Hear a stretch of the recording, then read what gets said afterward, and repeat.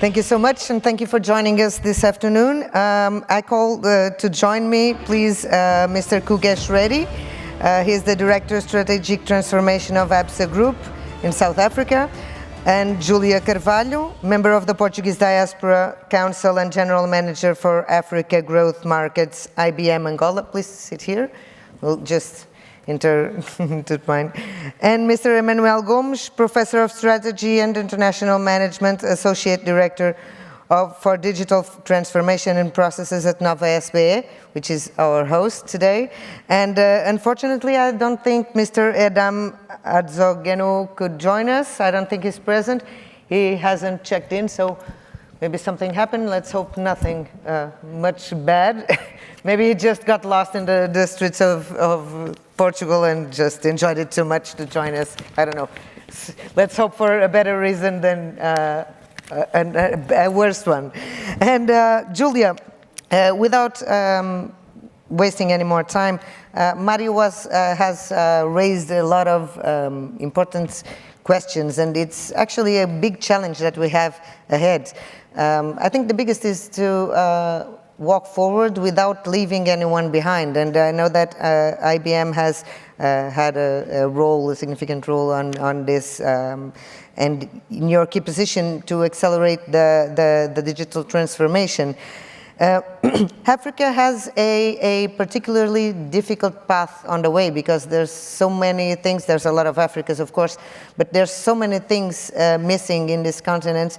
And how can we ensure that those are not items that will leave them even further behind? And how can we hasten their pace towards being on the front line with us, with the digital transformation happening as we speak? And what would be the most challenging and most what would you prioritize in what needs to be done, especially in Africa? Is it the HR, like training? Is it academy? Is it the infrastructure? What is the number one priority in this continent?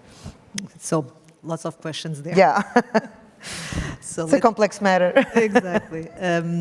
So let me start by saying that IBM, which is a company that has been working for many, many years, 113 years old company, also has been present in Africa and working with Africa for over 60 years. So our presence in Africa is a long-term one. With our partners, our ecosystem, with our clients, we've always worked with them in all the phases of the journey. There's a lot of supporting work, and exactly. You can see the differences, I guess. Yes, and we work in essential areas for the countries, in infrastructure like banking, telcos, the telecommunications, the health, the financial sector. All important transport, important areas for the countries. Here the question is not if Africa is going to be able to do the digital transformation, because that's not a choice. They will go through digital transformation like everyone in the world. It's like going to the first revolution with the agriculture, with the industry, with internet. There's not a choice. It's how we do that. How long it takes. And how long it takes, how efficiently, how quickly that transformation is done. And here is where technology and the digital plays a big role. And technologies like hybrid cloud, like data and AI can play a big, big role, accelerating and allowing for Africa to leapfrog some of these aspects, because it's not the first time that Africa has done that. If you look, for example, to telecommunications, Africa has leapfrogged to mobile without having the landlines. Yeah, the landlines, yeah. So Africa has shown that we are able to do that in Africa. So here the key aspect is how we make use of these technologies to advance faster, also efficiently and securely. We also want to do this in a secure way. We have, and with now the massification of everyone talking about generative AI, which is not new, but it's been out for everyone to talk about. Now the businesses are using it. And let me just look at my notes so I don't give you the wrong numbers. But for example, we have 75% of the CEOs global CEOs that acknowledge and want to use generative AI for the business to grow and to also to take advantage of these technologies. And if you look at the numbers that are projected, AI is projected to enhance human productivity and unlock $16 trillion in value globally by 2030, in the next 6 years. This is huge value, and Africa can make use of this. And even the CEOs, around 70% of the CEOs in Africa also look at AI, generative AI, and they acknowledge that the companies that are going to put AI first and not also AI, that are actually going to take advantage of AI, will have a significant advantage and grow more their business. So it's how we use these technologies. And these technologies will allow to tackle several areas, also in skills, in infrastructure, in productivity, in size, in so many areas, even in investments, attract investments. So it's not how we're going to attract all of these and what we need in these challenges to implement technology, is how the technology will allow us to move forward with these roadblocks and these challenges that Africa has. And once Africa, and especially because this has to be driven not only by governments, okay? This has to be also businesses to drive this, and universities, and everyone has to drive this. Once we understand how to do this, and IBM is here in Europe, in Africa, to help our clients and to help the governments go through their roadmaps of the digital transformation to make the better use of technology that is available to actually go to that place that they can actually use and overcome the challenges that they have. These technologies, of course, they are not the same everywhere. The technologies that, let me put it like this, technologies are the same, but they have to be tailored to the challenges and to the reality where they are going to be used. We have challenges in Africa that we don't have elsewhere, and other challenges elsewhere don't exist in Africa. So we have to tailor these solutions, and something that we talk about, and IBM is very engaged and even signed a lot of, and is involved in defining ethics in AI, because this is important, ethics in AI, and how artificial intelligence is going to be used, especially when you are generating information, producing new information, is also to account for ethical AI, also accounting for Africa, not only the Western world. Yeah, we are in fact discussing a lot of the ethics around AI in Europe. Sometimes it's kind of a setback on innovation. Mario has also mentioned that. But Kugesh, all of this change is happening. Of course, it will have to happen. We have to hasten it. Still, it takes a lot of investment, because we're talking about training, we're talking about education, we're talking also about infrastructures, and all this comes from investment. So, of course, everyone should be walking on the same path and rowing at the same time. Still, is there a huge or a bigger role that companies have to have in this transformation, or should big institutions and even states and even, well, Europe as a center, should they be actually financing these movements, or is it something that will really happen, so we don't really have to worry that much because reality will impose itself? I think we definitely going to need help and investment, private-public partnership. You know, infrastructure development is going to be key to growing digitalization across the continent. Some countries are a lot more ahead than others. But if you look at the CCOM cable that's coming through, you know, the last mile and middle mile investment is going to be key to driving that into economies and into rural areas. I saw the last stat from the World Bank is that's going to require an investment of $6 billion per annum just to grow that. But the impact of that is going to reduce the cost of technology for users 10 to 15% per annum as that gets implemented. So you're going to need massive investment in infrastructure. But how do you convince a company that they should make that investment that everyone else is going to take benefit from? Because someone has to take the first step. Absolutely. And I think that's where we've got to look at long-term benefit and investing for the future. The returns aren't going to be immediately. And you've got to go with the discussion that we hear today on. The partnership between Europe and Africa has to be a long-term partnership. Mm-hmm. You're not going to see those immediate gains immediately. And the investment needs to be across infrastructure. Electricity. We know, I come from South Africa, it's widely known about our load shedding issues, mm-hmm. something that we invented. But electricity on the continent is an issue, and that slows down digitalization. If you don't have electricity for your cell phone towers, if you don't have electricity supporting the digital infrastructure, then it slows down your digital transformation agenda completely. So it's not just focusing on ICT and on technology investment, but it's also the supporting infrastructure around that.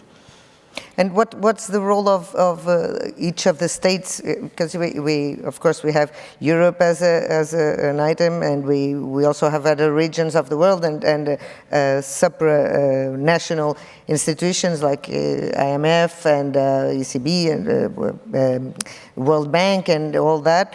But should states be, the countries itself, be working towards neighborhoods of communities of energy, promoting that some of the changes themselves? Yeah, I think it has to be owned by Africa. It has to be owned by African states, countries. And is that a priority that you see happening? It's a priority in a lot of the countries. So if you take Kenya, Rwanda, mm-hmm. Morocco, they are growing, Egypt, mm-hmm. South Africa, Nigeria. So those are the ones that stand out really in terms of they've created a priority. They've set up hubs of development areas. They've got fintech companies that are housed there, and they've got incubation for those fintech companies growing. Rwanda is growing big on its ICT and on a digital city that they're moving towards. So you've got those hubs of it. It's not the priority in all the countries. Good.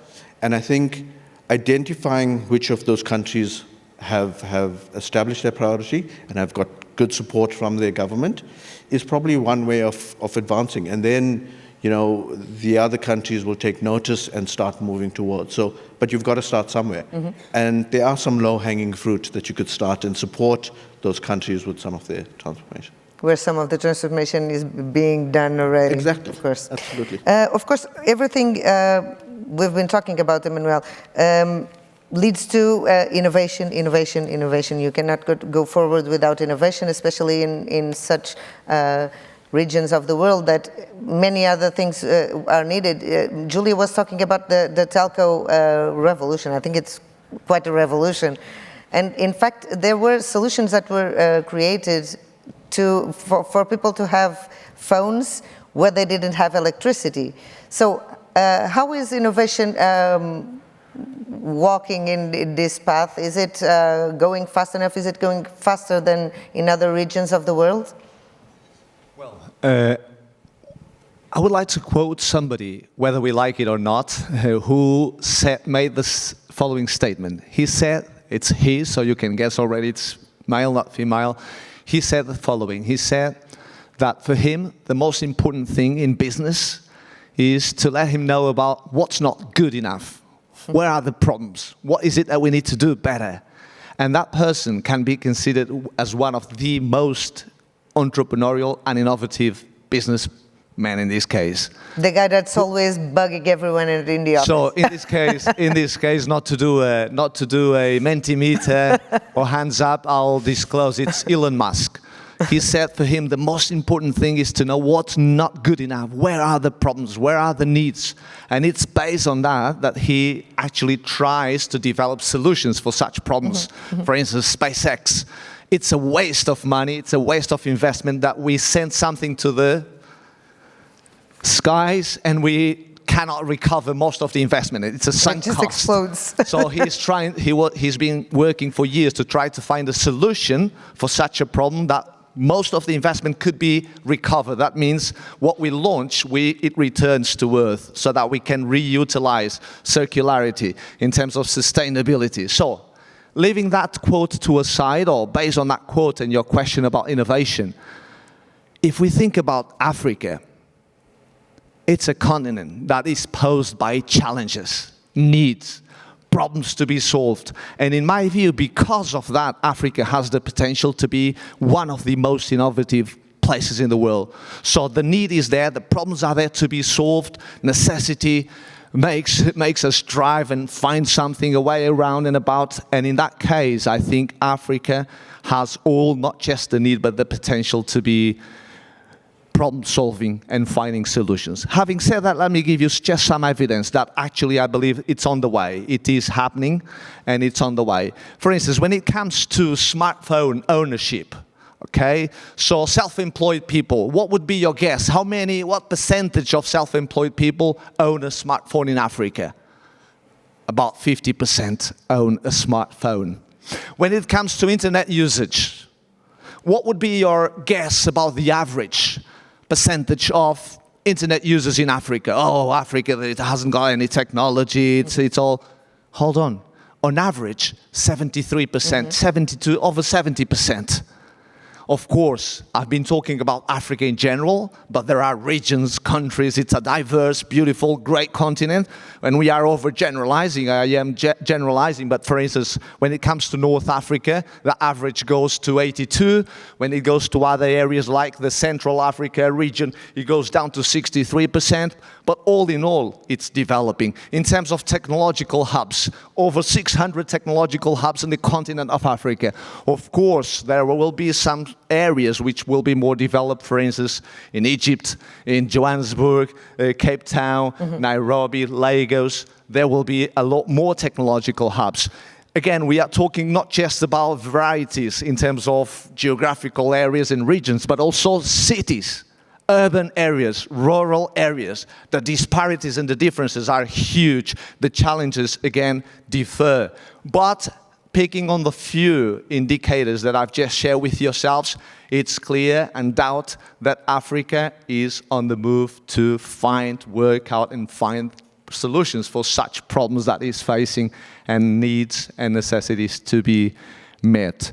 I would like just to pick on the finding questions that His Excellency Mario Campolargo has just finished his wonderful, great presentation with us, and he was posing some questions, okay? The extent to which digitalization is a panacea. What is a panacea? A solution for all problems. And whether we look at the digitalization as the solution or just part of the solution. And in this case, I'm doing a big project involving, in this particular case, over 20,000 Portuguese firms over an 8-year period. Okay, it's pure scientific research, 8-year period, over 20,000 Portuguese firms involved in innovation. And guess what our findings are? Not to bore you with these findings, asking a professor to be part of a panel is always a danger, but I'll try not to abuse of the time. What we find, it's actually, for instance, in the morning we had a panel which was on internationalization, right? So in line with other research projects, we do find that indeed digitalization enhances export activity. Okay, enhances, it varies. Digitalization enhances within Europe about 5%, so moving from 20% average to 25%. Outside Europe, between 3.5% to 5%. But it does enhance internationalization, the ability to engage in exporting. However, going back to your question, what about learning from exporting? How much do we learn by going abroad, engaging with new customers, distributors, new products, new habits, consumer behaviors? How much do we learn from such activity? Established theories, which is called learning by exporting theory. I will not talk more about theory anyway, but it tells us that indeed, internationalization enhances learning. Guess what? What are our findings? Very substantial, very robust, okay? They find that actually it also has the danger of hampering learning and knowledge. And to demystify this scientific knowledge, let me give you an example. We are the school, okay? We are our dean, not just myself and other colleagues, but the dean for the use of artificial intelligence, AI for sure. Yeah, we do not forbid our students to do it. Like our dean says, it would be like trying to hold the wind with the hands. Yeah. Impossible, yes? But going back to that, what happens is, to what extent will our students perform better if they resort to AI?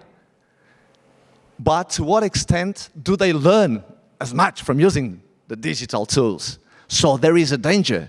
There is a danger that you improve your performance, which is your better grades. Because of AI, your essays will look better, your projects, but are you really learning? You can, but you ought to be careful on how to do it. Otherwise, you might just be dependent and not learn as much. And our evidence suggests that's the case. So especially you're not stimulating as much your imagination and the ability to solve problems and everything, right? Absolutely. Because someone is programming. Potentially, we are talking about potential. Of course. We're still not in the phase of analyzing that data. Maybe AI is, but we're not. But Julia, we're talking about a very young population, and you mentioned that. But it's very young, but with many needs in terms of education, of skills, of getting ahead, of getting to know these practices, and even getting to know how to use them. How can we ensure that they get the best of everything that is available?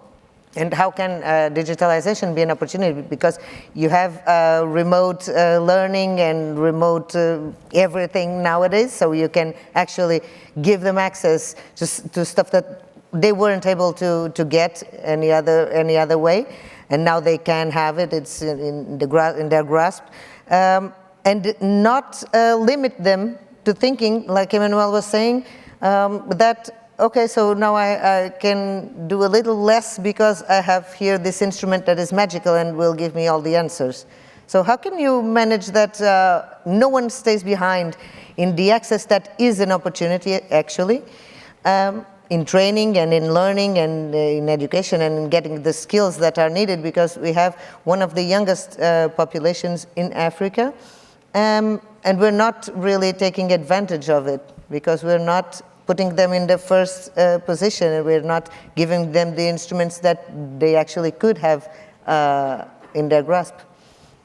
So let me be a bit provocative here. When I hear everyone talking about huge potential that Africa has because of the growing population, the young population, what I hear is the huge potential of a market to who you can sell. So everyone is looking at it as a target, not as an instrument. Exactly. Not as an instrument, as a target. I want to have more people to whom to sell, a bigger market to sell. This is not how we should be looking at the population in Africa. Actually, it's going to bring a lot of challenges because, for example, I'm based in Angola. I work in all Africa, but I'm based in Angola. And for the past almost 20 years that I've been there, the past 18 years, the population almost quadrupled. Wow. So when I arrived, it was around 10, 12 million. Now it's over 40 million. So tell me tell me a country that will have the infrastructure and capacity to actually have good infrastructure for this growth. Yeah, it can't evolve at the same time, of course. And you have the same in Nigeria and have the same in many of these countries. So there's an obligation from governments before and foremost to literacy of this population. They have to educate. You have to have schools to educate. Before talking about digital, you have to talk about literacy, not the digital literacy, the fundamental literacy for this population.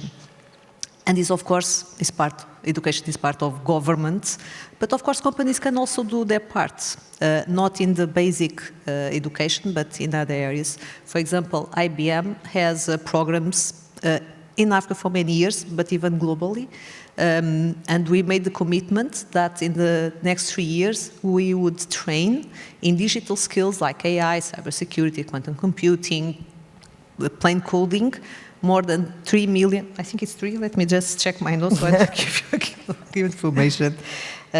We train 30 million people. Wow.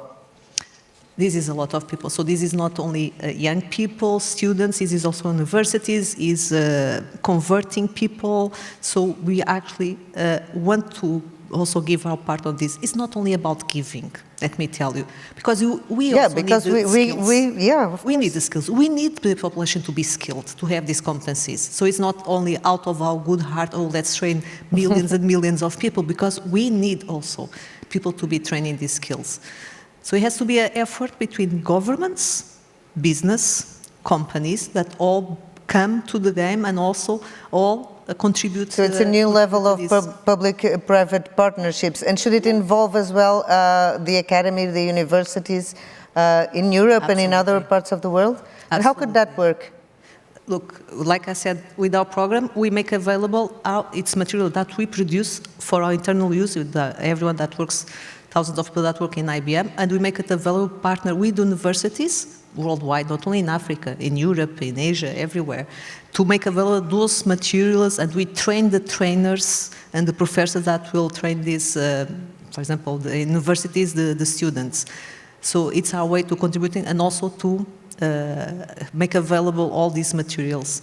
But how can we ensure the last mile? Kugesh was talking about the last mile in terms of infrastructure, and in a way, education is also an infrastructure because you need it in order to have everything else. So how can you ensure that, given everything that is available and that companies like IBM and some of the work that some of the governments are putting through, how can you ensure that that really gets to the people and changes them? Because I think that's interesting, not only in Africa, because I think we're suffering the same here in Europe. In Portugal, we certainly are, because there are many programs that are available, but either people aren't interested or that they don't think that they need it. And so how can you attract people to these tools? I think it's always about diversification. You have to go in different fronts. For example, with governments, a few years back, I signed an agreement with the government of Cape Verde to make available these trainings, and we trained the trainers, the professors, to make available these trainings in all the high schools in Cape Verde, to train 10,000 students in 1 year. On another front, you have also with and this was secondary level, middle level, with universities, also with clients to reskill their employees, partnering even with governments, not only on the training, but in initiatives that they have. You have to go different ways. And then marketing it. Not that IBM actually is good on it, because I'm sure none of you had ever heard that IBM had a skills build program. It's the name of the program, skills build. You can go online and you can do, it's certified trainings, you get certificates, you have different paths, lots of trainings in different languages, English, French, Arabic, Portuguese, lots of material. I'm sure no one had heard about it because we don't do a good job marketing it, and we should do better because it's a valuable tool. And it's important to maybe when people start taking advantage of that and getting an increase in their lives, it'll be like a pyramid scheme for good. Yeah, exactly. So, Kugesh, I was hearing Julia, and I think there's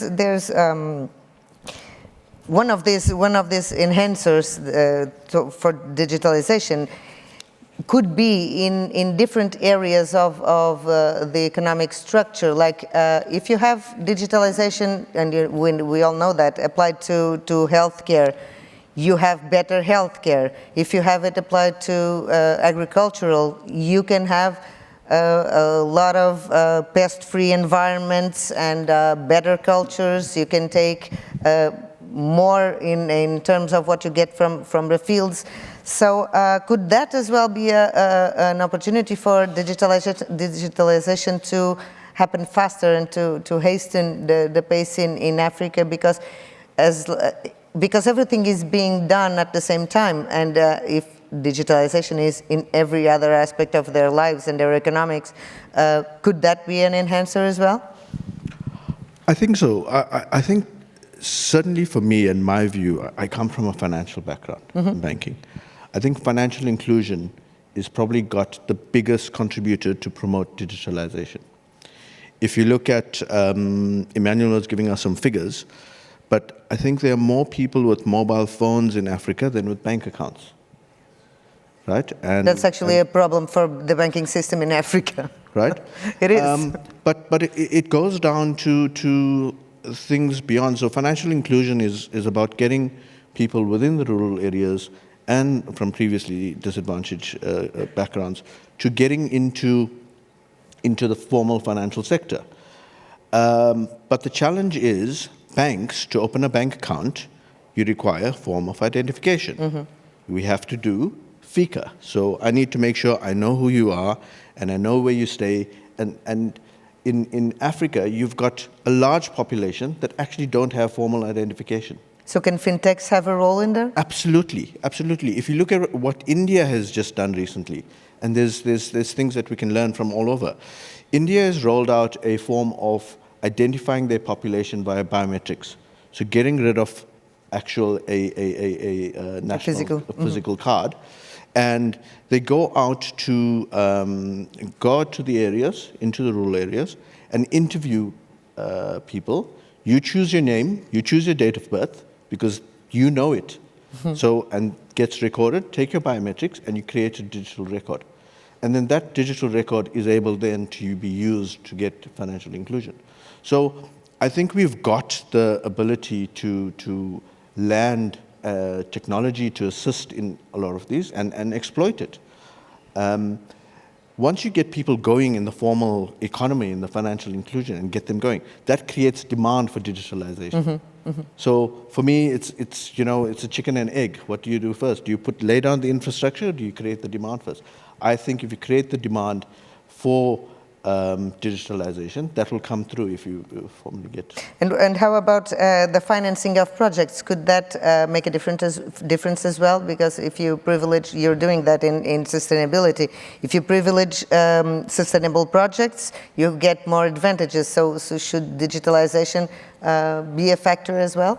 Absolutely. I mean, just by growing and giving people access to digital, you're going to grow the economy. You're going to create new businesses. There's a stat by the IMF, I believe there's over 240 million businesses on the continent of Africa, right? Now, a lot of those will be single-man, sole proprietary businesses, but those are 240 people trading, effectively. And if you can access that in some way or form, then there's a vast return on investment. Even if you access 1% of that, you don't need to. So the scale of doing business and business via digital means and accessing that is phenomenal. That then comes back into the investment, right? In doing that investment, getting to sustainability, it opens up other avenues for businesses to identify and to explore and exploit investment. It has to be a value-driven opportunity. So there has to be a value for the countries and for the markets within Africa, but there's got to be value for the companies and for the governments out in Europe, right? Nobody's doing anything for free. Yeah. We've learned a long time that there are no free lunches, right? Exactly. So we have to create and understand what that value is that we are able to extract from the business. And the opportunity is there in vast scales. And you'll see them if you watch closely. Emmanuel, we're talking about return and we're talking about the huge potential, but there are risks as well. So how can you ensure that in this movement and this fast-paced movement that is happening, data is actually secure, and that we are addressing the cybersecurity issues and the data pool issues in the correct way? Because there could be a temptation to just overlook some situations because no one's really looking at them.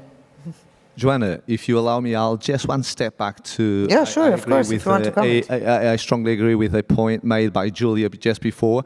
and she was talking about education and the role of universities and education, being myself a professor from Nova Scio to tap into that just briefly. Yeah, of course. If you allow me to. Please. Which is this point. Just some specific examples, okay, very tangible, that we are involved, and this is not to advertise what we do at all. It's just to say, for instance, we do have here at Nova, we are a very scientific research-oriented, teaching-oriented university, and the rankings speak for us and all of that, but that's not what I'm talking about. What I'm saying is we've got an innovation ecosystem in place here at Nova. And what do? We make an effort to engage with industry, with companies, with businesses, not-for-profit organizations, in terms of facilitating knowledge transfer, knowledge flow, in terms of research, data analytics. So we engage with industry, and that's an important role of universities, and we make an effort to be involved in that area. And with results. With results, I would say so, yeah. Some of them eventually over time they will materialize. As you know, innovation is not always straightforward. Takes time, but we think, yes, we are adding value. But I think sometimes we cannot lose talking about the basics. When we talk about innovation, education, and all the data analytics, AI, artificial intelligence, and all of that, fantastic. But I think we cannot afford forgetting the basics. What are the basics?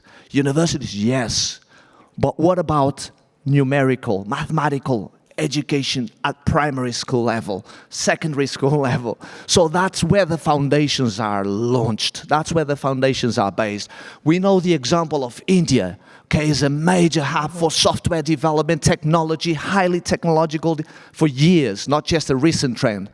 But they've got historically embedded a huge, very strong, robust mathematical background. It's part of their education. They strive for that. So what I'm saying is, for the case not just of Africa, but also Portugal, for sure, but it's about the basics. If they are not there, we are always going to be overly dependent on technology or and the we technology won't be able to understand it. or the technology that others develop for us to be technicians. And we will not be in control.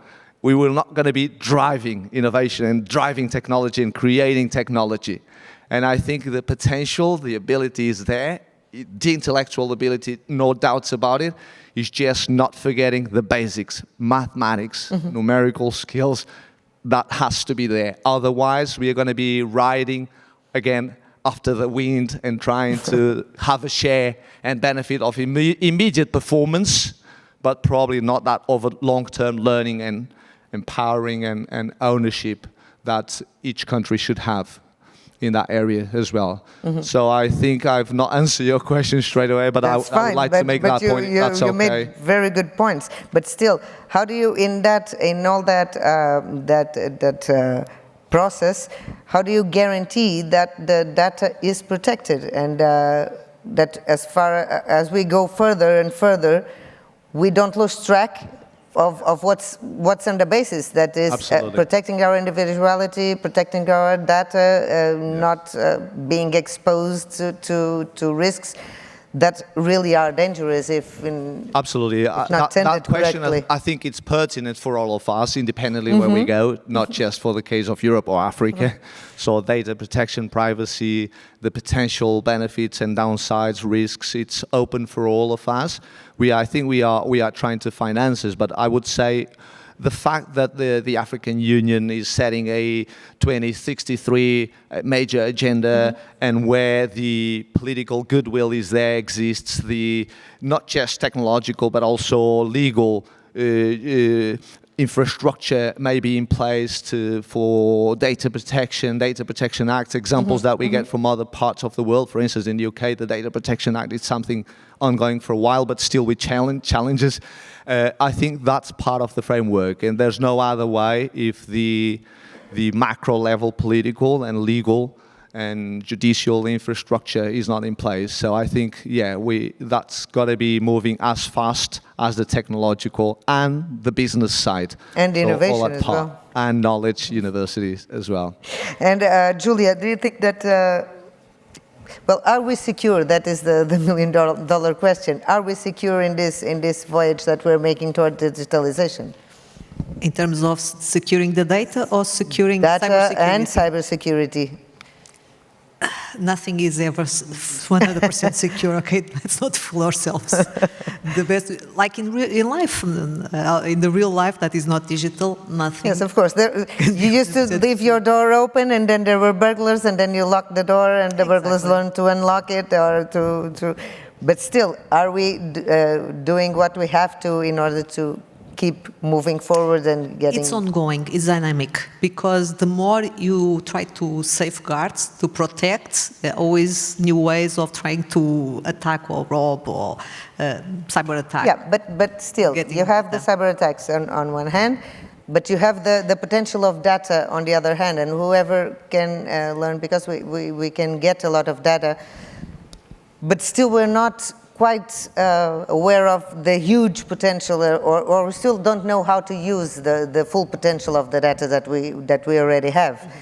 Maybe AI can take that step, and are we protecting ourselves from what AI can do with all the data that is... Okay, so different things. So just on the part of the data, governments, and because in Europe we have the European Act, GRDP, and all of that, and UK and several countries. In Africa, several of the countries don't have that yet, or they have it in a very early stage. So there is a need for regulation, government regulation, on how to protect the data. So that's one side. On the other side, it's more about not the data that is used, but the data that is generated by AI. And on that, for example, IBM signed the European Act for Data and AI Ethics, and this is how, and the US are still debating, and there's going to have to be regulation also about this. How we make sure that the data that is being produced, generated, is generated in an ethical way that is not, and we have several events. Let me give you examples, like you saw news of famous people that they would appear in naked pictures, or in videos, in pictures, or the use of voices of singers, of images, or the image for non-authorized use. So we have to make sure that the data, because data is not only letters and numbers, is also pictures, images, videos. It's being used and what is being produced with them.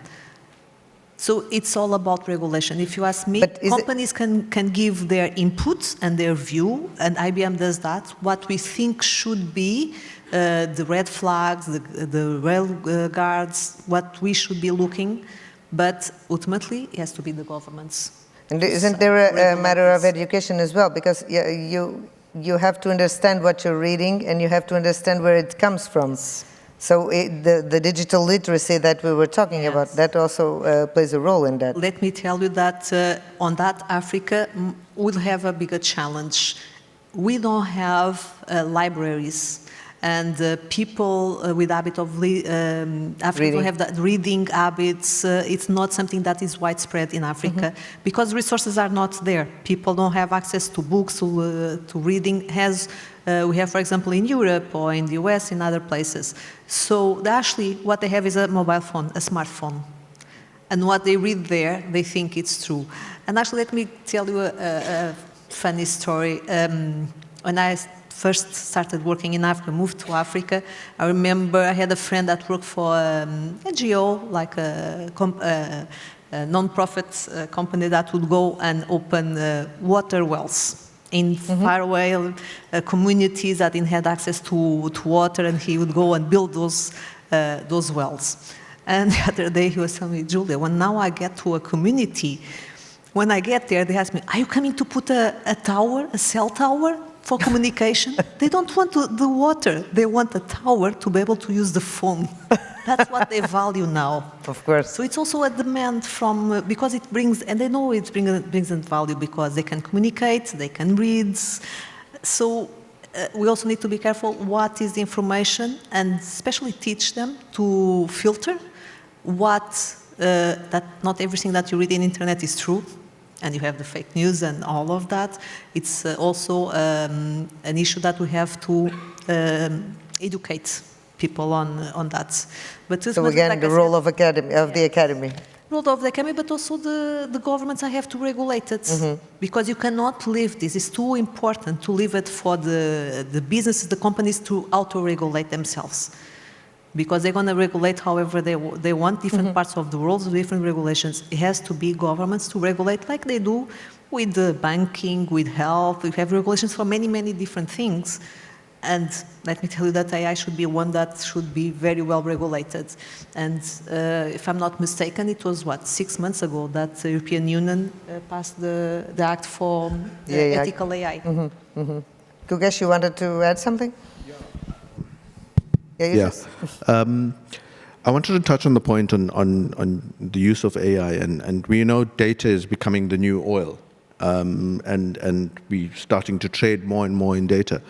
But we got to use it in an effective manner, and Emmanuel and Julia mentioned that. I want to call an example on ChatGPT that I've heard about and read about, where a lawyer had actually went and presented his argument in a court, and went through and based his entire argument of his defense in court and cited case law.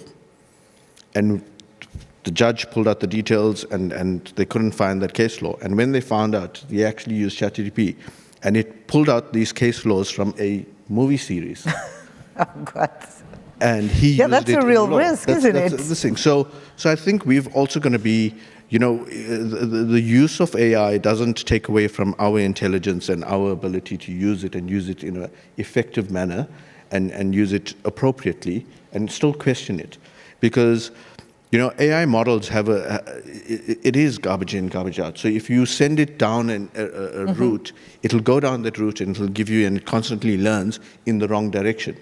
So, the education part of training individuals up in the new modern technologies and in AI and data governance and data engineering is going to be fundamental going forward to make sure that we've got the right talent, and make sure that we're going down so that it's a productive tool and not pointing us in the wrong direction. Sorry, just to add. It has to be pointing us the right way, but also tailored for what is the reality and what the challenges of what we have. Not promoting IBM, but for example, IBM has 2 research centers in Africa. One in South Africa, another one in Kenya, where IBM produces not only global technology and research like quantum computing, and works with the global organization like the Bill Gates and Melinda Foundation, with the World Bank and all that, but also technology, local technology that is needed by the communities, and this has to also be tailored. We use and we develop in our research lab in Kenya our geospatial AI model to identify the growth of trees and how they can, because they are planting trees and trying to grow the trees, and using our model with AI to model local knowledge. Exactly. Yeah, of course, because we have to have that intertwining. In Nairobi for use in Kenya, but could be applied in other places. But this is especially tailored for that need in Kenya. It wouldn't be the same model if it was to be used in Portugal. It would be a different model. Of course, because you have to insert local knowledge as well, and even in every step of the digitalization, you should have a little of the local knowledge, because otherwise it'll just be something generalized. Exactly. Okay, so we're really approaching the end of our schedule, and I'd like to leave you with a challenge. I'll leave the challenge to all, and just expect your contributions to end this debate. If you had the means to implement the digital revolution in Africa, you could have anything that you asked for. What would be your number one priority? What investment would you address first? Would it be HR? Would it be infrastructure? Would it be financing, technology tools? So what would you address first if you could solve the problem and you have every instrument in your hand? Emmanuel. Okay, as a professor of strategy, I will give you a more strategic type of answer, sort of speaking. So in strategy, we look at the overall, the whole thing, rather than just focusing on the parts. Obviously, I could talk about mobile phone, broadband network, mobile network access. I could talk about education, as I have emphasized.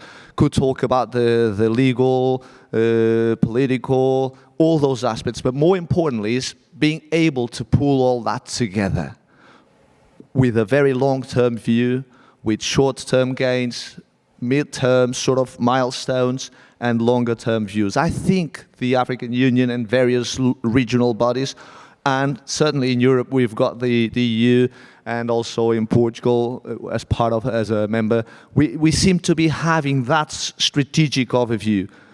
And I think the more important aspect for that to be able to be implemented in practice, in theory we've got it, in practice is appealing to forums like this, the EurAfrica forum, which is doing what? It's appealing to collaboration, collaboration, collaboration, as the Secretary of State just mentioned in part of his speech, collaboration. And collaboration amongst different bodies in terms of government, business, industry, academia, education, international types of collaboration. So collaboration, collaboration, collaboration. Julia? Well, I'm not a professor of strategy, but I was going to say something similar, not so well articulated, but something very similar, because it cannot be one thing. Like, I'm going to bet on this. Oh, it's the first thing. The first thing that you think that not even we cannot go forward without. You cannot go forward without any of them. It's a complex equation. You need the skills, but you also need the infrastructure, because the skills without the infrastructure is not going to do anything. And you have to build at the same time. It has to be a net. And you have to build them strategically, going together, or the supply chain, or the investment. You cannot just say, I'll start with this, and once I have this, then I can move forward to the next one. It has to be strategically thought, also leveraging what is available and what is closest and the low-hanging fruit that they can leverage on to leapfrog and to have more results quicker, but it has to be a strategy. But of course, if you talk about basics, I'll say basics, skills, education, infrastructure in many different ways, many different levels. I used to be a professor, so in my heart is always education, and I truly believe that from education you solve a lot of problems in a country, in a region. Comes from education, because when you have good education, you're going to have good engineers, good doctors, good lawyers, good scientists, and they will build from there. But this takes decades, and we don't have decades to wait to build this. So we have to go strategically, side to side, step by step, with several other things. Like a company, actually. Exactly. Kugesh? I don't disagree with any of those points. I think I'm going to lean to my earlier point about financial inclusion. I think financial inclusion has a way of transforming and creating that big demand. If you look at Kenya and the M-Pesa example, it's a great example of how they've used mobile and digital technologies to create wallets and create financial inclusion across the market. It's something that could be leveraged and grown across. I think the other thing is partnerships. So, you know, we mentioned, I think European companies partnering with local entities to find and create the value that they need is probably going to be key as well to drive that. So everyone needs to be walking at the same time, and but for the same purpose. Thank you very much, all three, Emmanuel, Julia, and Kugesh. Thank you for being with us. Thank you, everyone that's been following us. We reached the end of this session. I give you the stage. Thank you.